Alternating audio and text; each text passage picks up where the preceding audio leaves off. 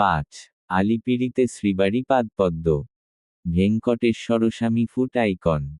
রামানুজাচার্য একবার 1 বছর ধরে তিরুপতির কাপিল তীর্থে অবস্থান করেছিলেন। সেই সময়ে তিরুমলানম্বী সকালে ভেঙ্কটেশ্বরস্বামীর সেবা করে তিরুমালা থেকে তিরুপতি এসে রামানুজাচার্যকে রামায়ণ শুনিয়ে সন্ধ্যায় তিরুমালায় ফিরে যেতেন।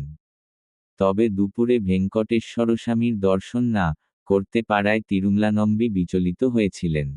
এই বিষয়টি উপলব্ধি করে ভেঙ্কটেশ্বরস্বামী আলিপিরির পাহাড়ে ওঠার সিঁড়ির কাছে তার পাদচিহ্ন রাখেন এবং বলেন, এই পাদপদ্মের দর্শন করলে আমার দর্শন করার মতোই।